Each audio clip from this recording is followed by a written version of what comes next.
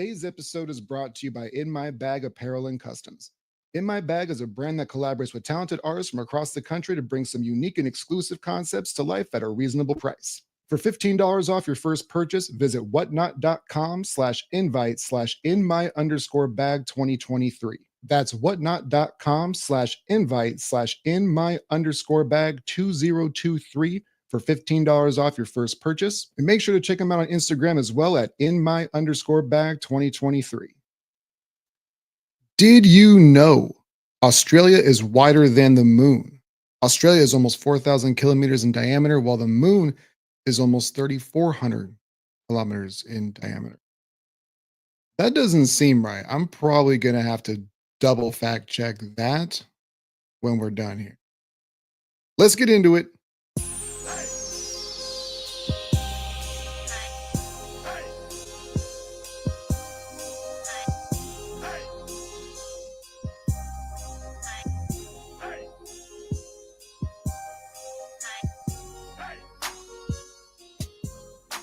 All right. What's good, everybody? Welcome back to the Playbook Podcast. I am Prescott Kelly. Today is Friday, January 17th. Glad to have you back with us. The divisional round is upon us. This is, I don't know. A lot of people say it's the most exciting weekend in sports. I guess so. There's a lot of folks that are into March Madness. I'm not really one of those folks. Obviously the Super Bowl is like the biggest weekend in American sports, but I think that we're getting 4 games. And I think that they're going to be entertaining across the board. What I want to do first real quick is, if you don't follow the Playbook Podcast already, it is available on every audio streaming platform except for iHeartRadio. And I don't know why those guys are being jerks, but it's the only audio platform that is not currently available on. But I'm getting ready to, share a link a little bit later on when I figure out where to put it. Anyway, I'll put it in the comments so you guys can actually follow from whatever audio platform that you follow. Anyway, so we got a bunch of good games this weekend. I went 4-2 against the spread last weekend. And I think what I want to do is, let me go to my screenshot of what I took, because I pride myself on being relatively accurate when it comes to these wagers. So this is a plus 1260. So if you wager $100, you'd win 1,200 if all of these hit. So I want to run through what my wagers were, and then we'll kind of go through everything on how I got to there. So I had the Chiefs -8 against the Texans at home. The Lions -9 against the Commandos at home. The Rams +6 against the Eagles, and Baltimore -1 against Buffalo, reluctantly, as I might add. So looking at these games, I'll start with Houston and Kansas City, because that's the first one that pops up on the feed there. I don't care what happened last week when it comes, and if you listen to last week's episode, you probably caught most of this, I don't really care what happened last week as far as what happened between Houston and the LA Chargers. That to me felt like it was a really sloppy game. Nobody wanted to win. The Chargers, to me, kind of basically the bed in the first half completely, because they were driving. They had opportunities. They had them down 6-0. Houston had a late first half score and a touchdown at that. And everything that they had built just kind of went by the wayside. And the thing is that Houston wasn't playing much better either, right? That first half was completely atrocious. And like I said last week, it felt like a preseason game and that nobody wanted to win. So the fact that Houston had 4 interceptions on Justin Herbert, you know who doesn't throw 4 interceptions in playoff games? Number 15 in white, red, and yellow. Like, it's that simple. So you're not going to be able to get 4 turnovers against him. Also, like, that Chiefs offense, it's getting its rhythm. Hopkins has been there for a couple of weeks now. Pacheco's back. It's going to be cold. Houston didn't look good in last week's game against LA. They didn't look good for more than half of it. And the last time those two teams met, if you remember the Texans and it's different, right? Different quarterbacks. Deshaun Watson was there, but Houston went on like an infinity to billion to nothing run, and uh, and ended up just completely waxing Houston. So again, I don't like doing these things where we bring up history where like a lot of the players aren't even there anymore, but we also can't discount the fact that Patrick Mahomes is Patrick Mahomes coming off of he really hasn't played since Christmas. And I think that some people are going to lean into the rust over rest. And if you're going to do that with the two-time defending champs and they've won 3 out of the last 4 or 5, like, I don't really believe that that's going to if Kansas City just loses, to me it's not rest over rust. It's just one of those things where Houston just played the perfect game and ends up winning. And that's totally a possibility. I don't think it'll happen, but that's the recipe that I think that Houston, that's the only way that Houston can, is they're going to have to turn Mahomes over the ball over at least 3 times and get touchdowns off of them. That's the only way, because if you can't get short fields and take possessions away from Kansas City, I don't see how Houston's going to be able to make this thing happen. In my bag of perils, hey, what's going on, Evan? He said would be great if he did throw 4 picks though. He just doesn't do that. He just doesn't make those types of mistakes. So for me, Houston, again, they didn't look great the entire like last month of the season, right? And then next thing we know, they force 4 or 5 turnovers against the Chargers, and everyone thinks that they're back. And CJ Stroud, even though he threw for a bunch of yards, like he didn't look good either. I just don't have a whole lot of faith in this. And I have to be a little careful, because whenever we see this all the time, right? Like when we see like the analysts, the people who we think know the sport, and it's a clean sweep on Monday Night Football or Sunday Night Football, and the underdog ends up winning, I really don't want to be the guy who's going to be put on a poster of, see, you were really hating on Houston. They end up getting that upset W.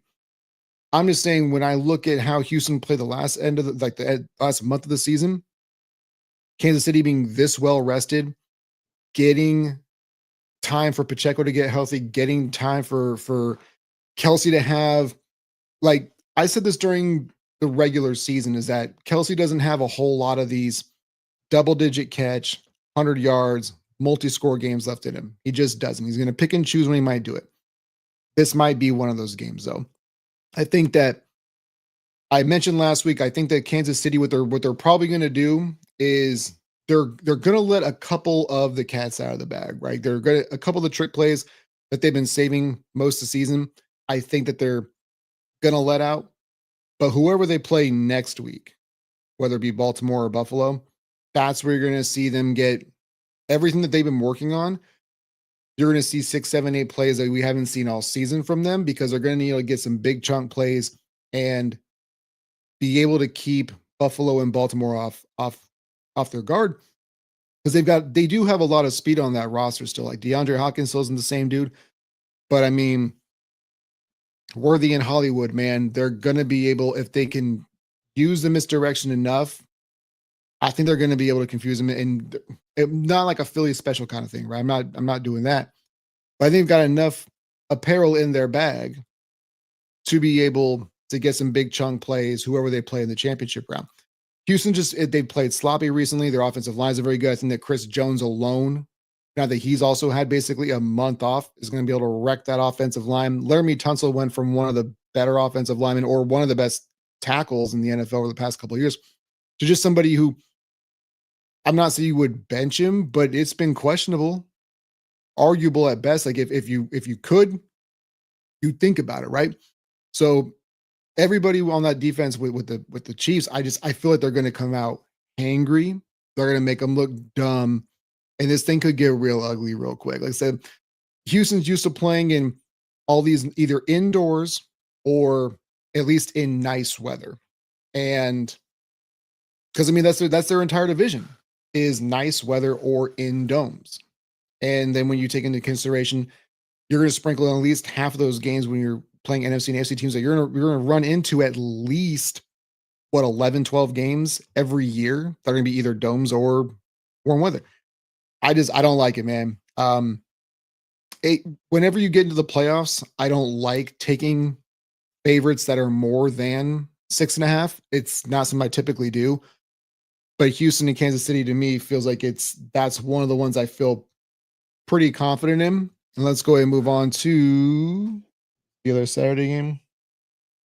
Yeah, Washington at Detroit. So this is another one where, and the spread's even bigger in this one, at least as of right now. I locked this in at 8 o'clock Alaska time. So that would be right around midnight Eastern.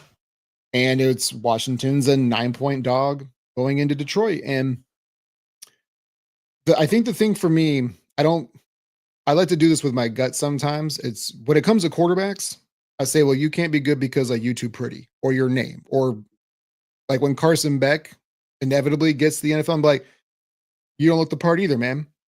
It sounds shallow, and I've said it before, but I'll own it. If you look, the name, the walk when you get drafted, those all matter. Like they're underlying things that go, nope, nope, nope, or maybe, maybe, maybe.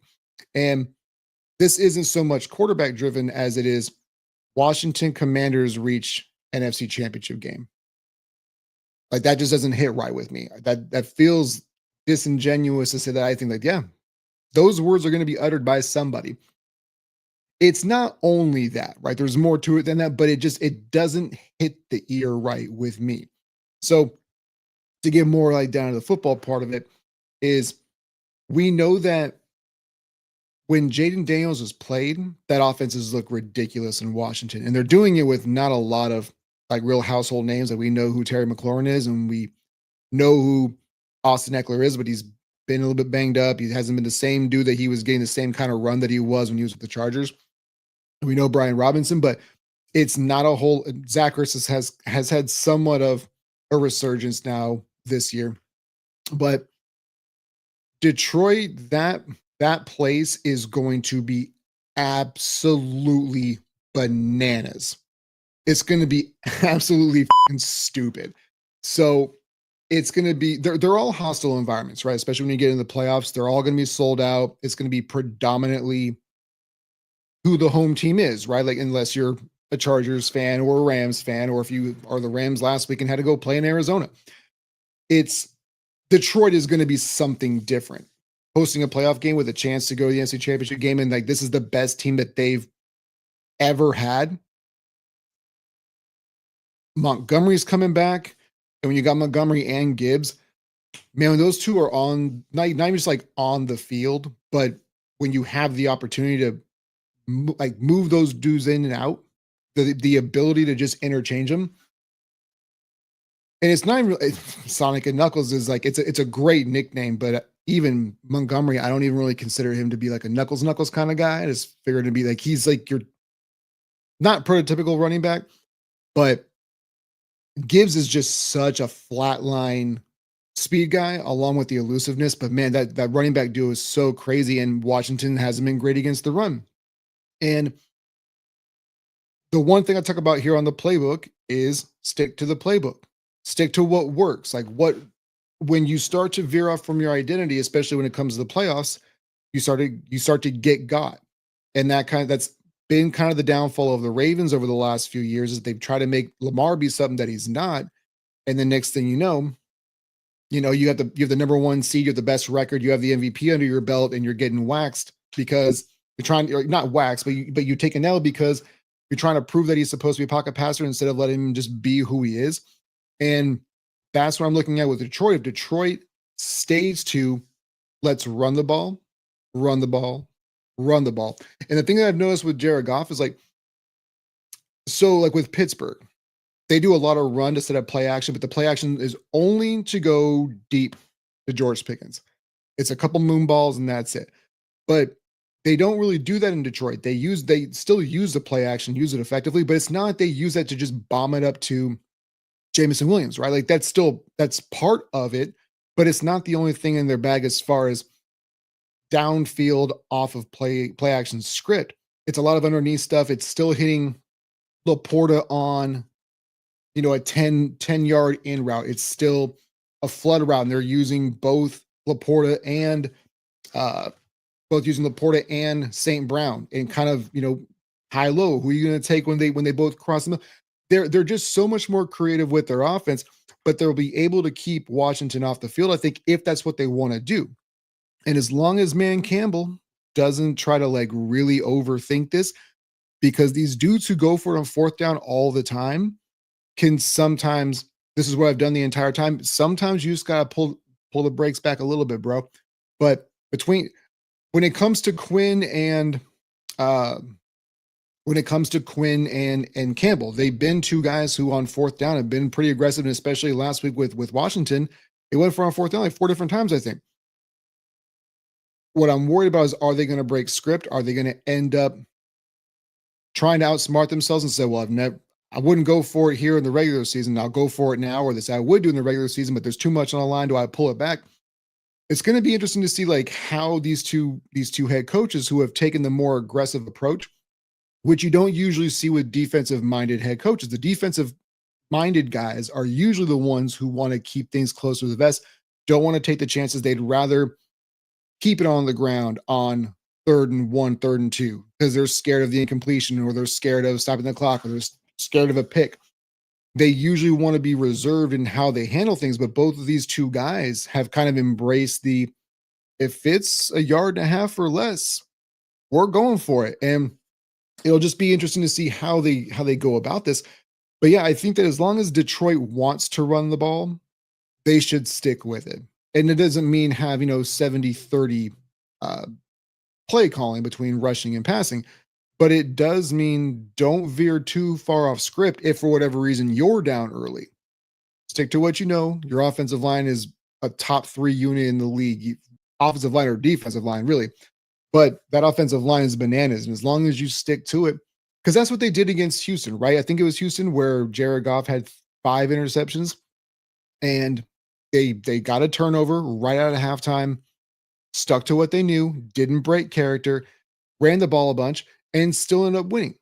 And as long as they can stay true to who they are, I think Detroit should be able to win this, because again, they're -9, and that's a lot to take in a playoff game, especially against this Washington that's playing with a lot of confidence, and Jaden Daniel, who's been awesome all season. It's a lot of points to swallow, but -9, I'm willing to take with Detroit at home. You could say that they might play tight a little bit just because of what's at stake again this year. But I think since they were here last year, I think they're going to play a little bit looser, a little bit more fun, and really come out and play a smash mouth football. And -9 is a lot to swallow on against anybody in the playoffs. But I got Detroit -9 against Commandos. Mac Brooks was in the chat. What's good, girl? She goes, nuts, gonna be diabolical, to be honest. I can't wait. I'm assuming that I was late to the getting back over to the chat, and I think that she was talking about the Detroit, just the environment that's going to be there. It's going to be ridiculous. The next one on the docket is Rams are at Eagles, and I've been actually both Sunday games I've had a lot of conflict with, because I'm not really sure. These are 2 toss-ups. I really just don't know what we're going to get. We talk about breaking character, and if you stay true to who you are, you got a chance to win. But like when I look at Los Angeles and Philly, they're constructed not identical, but there's a lot of similarities, and the same thing kind of with Buffalo and Baltimore, I believe at least. So with the Rams and Eagles, they both have 2 really dynamic wide receivers, right? You got Puka Nacua and Cooper Kupp on one side, and you got AJ Brown and Devontae Smith on the other. They also have like legitimate tight ends, I think, because Goddard and Higbee when he's healthy, but I know he got banged up last week. But they've been able to use Parkinson enough over the last few weeks that he's not going to be able to replace Higbee, but he's at least serviceable, right? And then you go to the running backs where it's, Kyren Williams is not Saquon Barkley, but it's another legitimate running back, right? So the skill position guys are crazy across the board. So in my bag apparel says, does it all come down to Jalen? And I honestly think that he's the most important part of this entire game. I alluded to it a little bit last week, was if Philadelphia again breaks script and they are trying to have Jalen Hurts be a traditional drop back passer, which is kind of we alluded to a little bit earlier on this show, was when Baltimore's done this with Lamar Jackson and try to make him exclusively a pocket passer because they're trying to prove something. Or you get down big and you think that that's the only way to get back into it. Now, Baltimore's different this year because they have Derrick Henry, but Jalen to me is like, what are you going to do if you are put in a position where LA gets up by double digits early? Are you going to abandon the run? Are you going to abandon what has gotten you to this point? Or are you going to drop back and chuck it because Jalen has a tendency to hold on to the football? So my worry if you're Philly is if you get down early, what's going to be your reasoning to get back, or how are you going to get back into the game? But so like the Rams have had this crazy run over the past month and a half on defense. That defensive line has been absurd. Now, Philly's offensive line is obviously really good as well. I think that what you're going to have to do is you have to be able to win on first down. Like that, I think that that's paramount because if you can get into those longer distances and kind of force Philly's hand to be able to make them think that they have to throw it. I'm actually a huge advocate for when it's second and long, second and 9 through 15. I'm a big advocate for running the ball. I love the draw play because you're almost guaranteed to if you have a false start, and it's first and 15 even. Draw play, you're usually going to be able to get a lot of that back. But can they get the pressure with just 4? Because I'm not really, really super sold on the Rams back end. AJ Brown's had a very pedestrian last couple weeks statistically, which is what I'd be worried about if I'm LA, because I feel like he's going to get a lot of targets. And in one-on-one situations, that's a tough muff to bring down. So Philly for me, that really is. I think it's really, really crazy important that they don't put Jalen Hurts in a position where he has to play Superman, because if they are, this is the Rams. I think it could even be their W. I do have them. They're 6-point underdogs, so I have the Rams +6. So I mean, I've kind of hedged in my bet on that one, anyways. I think that they could still win straight up, but like to me, the LA offensive line, if you're just comparing offensive line and defensive line on each side, to me, the Philadelphia defensive line is much better than the LA offensive line. And when you vice versa, I feel like the Eagles offensive line is better than the Rams defensive line, mostly because they're young. But you don't have to win every single snap on defense, right? Jalen has the ability. The ability is probably the wrong word, but has a tendency to hold on to the ball. So if you can get to him and get him rattled, and maybe early, force a fumble, bad throw, get one of those plays where it's kind of up in the air if it's an incompletion or a fumble because of his arm motion. I don't know.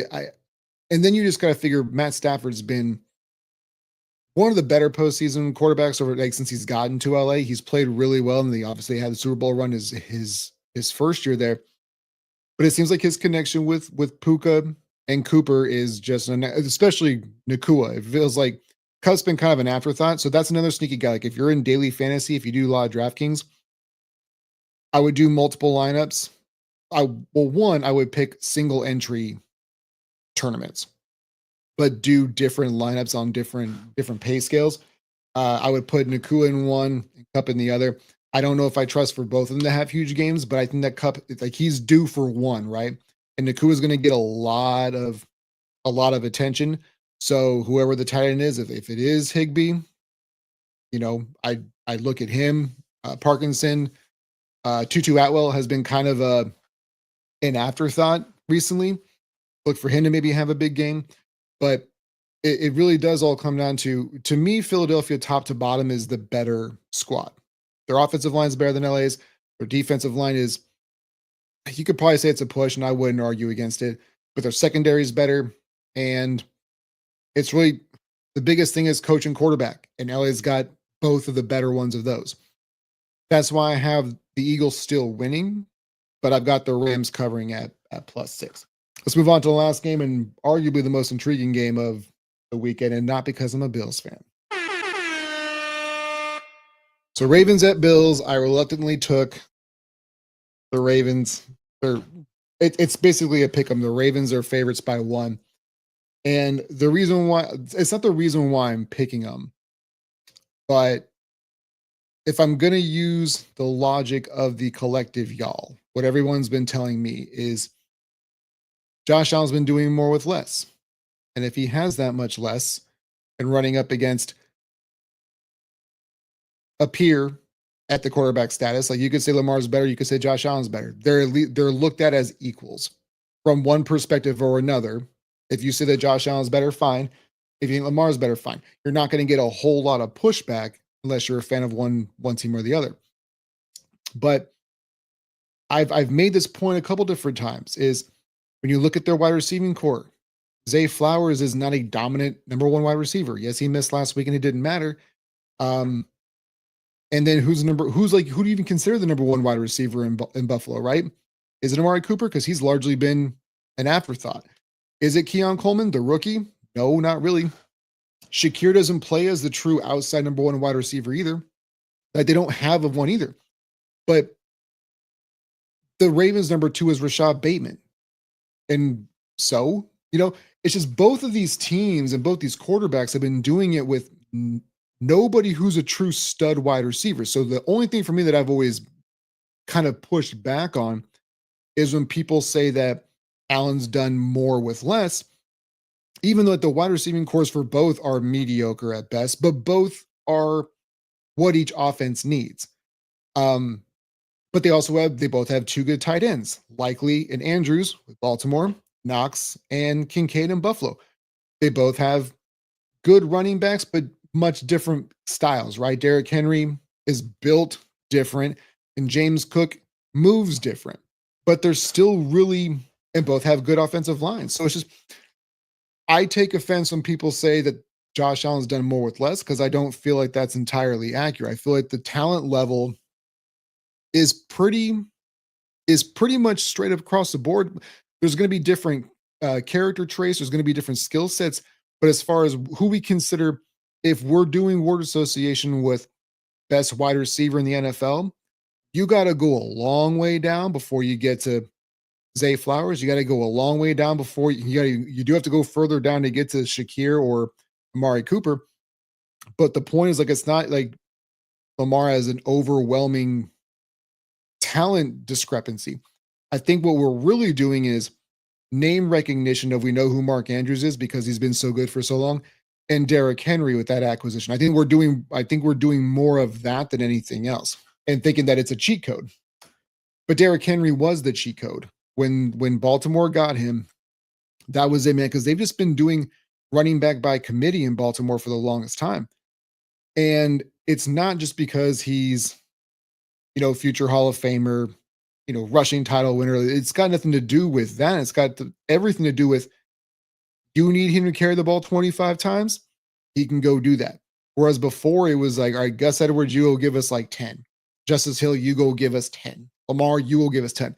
If they just need the decoy, or not even the decoy, but they need him to legitimately get them 25 carries, he can and will do it. And that is the thing with Buffalo. They're going to have to, I don't know how they're going to be able to stop it the entire game. And that's the biggest reason why I do have Baltimore winning this game. I got my little fidget spinner phone charger out. So it really comes down to, I think the 2 biggest players in this game are going to be Derrick Henry for Baltimore, and it shouldn't be any surprise that it's Josh Allen. But if the Bills can only go as far as Josh Allen does, and I know it sounds counterintuitive based on what I just said, but here's what I want everybody to look for. And I always say this when big games come along. We saw this a little bit with Sam Darnold, and before anybody bites my head off, I am not comparing Sam Darnold to Josh Allen. But one of the things that we did with Sam Darnold the entire year was look at him, he's fixed everything. And it was like he got better as a player, but he didn't really change. And I was listening to Bomani Jones, and that's what he said. And I was like, that's a good point. He improved, but he didn't change. And Josh has improved. He's also changed, but he hasn't changed entirely. He still throws the square bodies every once in a while. He still makes panic decisions. It's nowhere close to what he used to do, but it's still part of his game. And again, I've defended him to a degree on this, where him doing those things is what makes him great. But what I'm also tired of is people not taking inventory of some of the reasons why he's had to pull Buffalo out of those situations is because he's got them into it. In my bag apparel says, where's the best spot for Buffalo to attack that defense? So it's almost kind of how Baltimore had to attack teams back in the day. But I say back in the day, but really pre-Derrick Henry, is I think they're going to have to, one, the misdirection, because I think that he's a really underrated wide receiver, and he fits perfect for what Buffalo does. He's the guy who they use in motion a lot, and with the misdirection, and I think they're going to do that a lot. I would expect them to have a couple gadget plays mixed in for Mac Hollins. He's one of those dudes gadget guys seems like it's kind of an insult, but I personally believe that he is one of those dudes who he is feisty. I'll give him that. So like he's not really afraid to go across the middle. So I think that you might see some packages lined up for him to try to occupy the middle of the field and then be able to swing things out in the flat to either Kincaid or Knox and just pick up 3, 4, 5 yards at a time, try to keep Baltimore off the field, or those swing passes, because Buffalo likes to do those quick swings to James Cook out of the backfield. But with the weather being what it's supposed to be single digits, which is nothing for me up here in Alaska. But, it's going to feel like it's, negative 15, which is going to make the ball hard to catch, which is why I'm worried about Buffalo with Josh Allen and the laser rocket arm, as Peyton Manning used to say. But what I'm worried is that, again, they'll break character. They've been much better the last couple of years with getting James Cook, and now they've got Davis and they've got Ty Johnson, of not trying to make Josh Allen do everything. And when they've had him not do everything, the Bills have looked damn near unstoppable. But I've been saying this for a while now. The Bills have a complex, or they really did when they first knew that they had something with Josh Allen after, like, during the COVID season. And that was his third year. They had just gotten Diggs, and he got off to like this crazy start. They were trying to cram down our throats that he was the next savior of Buffalo Bills football, because the Bills have been waiting for one since Jim Kelly. You can sprinkle in Doug Flutie if you really want to, but let's be serious. Jim Kelly is the last one that really mattered. And they wanted to prove that this time they got it right. And he still has the hero ball in him. If they can continue, again, they don't break script, if they don't get too cute and try to be, Josh Allen is not just the MVP, he's our MVP, and can stick with running the ball, mix it up. Because again, you can run it with any of the three running backs, and you got to mix in a little bit of Josh Allen as well. Like he is going to have to be a figure on the ground. You don't want him to run all the time, but he's the prototypical quarterback for these environments, like with the wind and the cold. He's the guy who's built for this particular game. But again, with them not having a true number one wide receiver, and the one thing I mentioned at the beginning of the season, because everyone said with Stephon Diggs being gone, the Bills would be better without him because he was the locker room cancer. And I said, well, yeah, you can say that, but over the past 6 games of last year, they weren't targeting him because I feel like they were going to ship him out. And what they want to do is, because Diggs was still on the field, he was still not necessarily a decoy, but he was still a threat, right? You still have to account for Stephon Diggs. You can't just go one-on-one with him. You have to double, you have to shade to his side. And again, by the metrics of everybody else's analysis, if you don't have to do that with Buffalo and you can go just man-to-man the entire time, and if the conditions are going to be the conditions, you might see Baltimore bring a lot more pressure than they usually do. Because I think the thing that you're worried about blitzing Allen, especially with man coverage, but these conditions aren't usually the conditions that we're playing in.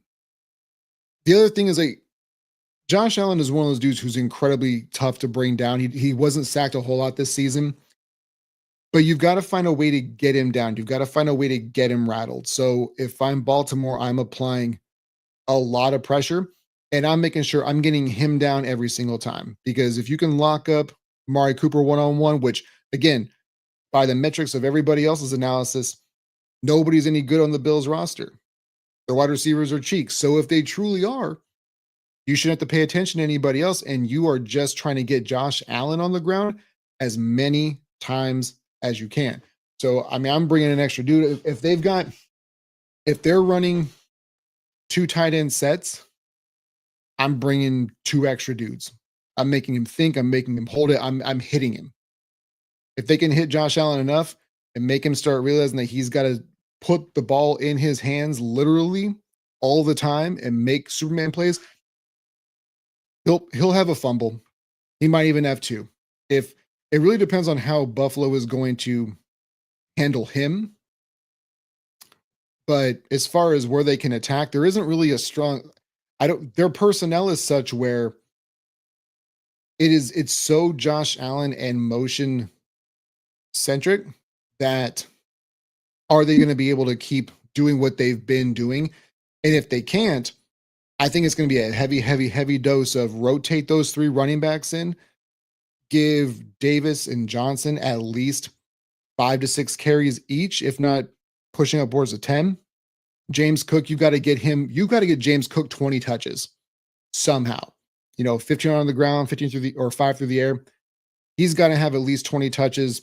The other back's got to have at least 6 or 7. Josh Allen's going to have at least 4 to 6 runs, and one of them's going to have to be 3. What I'm worried about is Josh Allen's going to go back to doing Josh Allen things, and but yeah, and the biggest thing is that run defense is they're built for regular season football. The defense is they've got some good depth, but they're not all.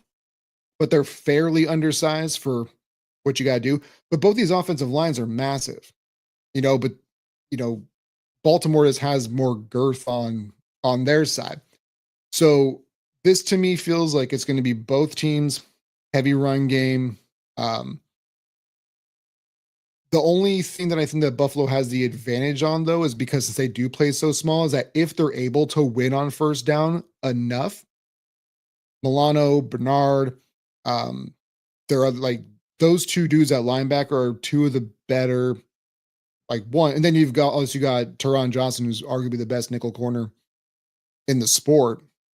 If you can win on first down enough and get him into like passing situations, maybe you force Lamar into a turnover. But I mean, this is really going to be the key of if you're down by 10, are you willing to get back and stay with what got you here? Or are you going to panic and not give up, but are you going to panic and make moves that you otherwise wouldn't? But yeah, I've got Baltimore winning this one. They're 1 point favorites. So I have them. I should have just picked them on the money line, actually. Actually, no, you have better odds at the -1, which is odd. But yeah, anyway, with that recap, we're going to go ahead and hang it up for the day, but we'll go ahead and just for everybody who's getting here late. Texans, Chiefs, I got the Chiefs -8. Commanders at Lions, Lions -9. Rams at Eagles, took the Rams +6, and Ravens at Bills, Ravens -1. That is a +1,200 parlay. So good luck on the wagers. We're going to go ahead and hang it up for the day. You guys know the drill. Stay up, stay blessed. We'll catch you guys Sunday morning. That's my next day off. So again, like, share, subscribe. You can find the Playbook Podcast wherever you get your audio listening pleasure. Smash a 5-star reviews. We'll catch you guys on the next one.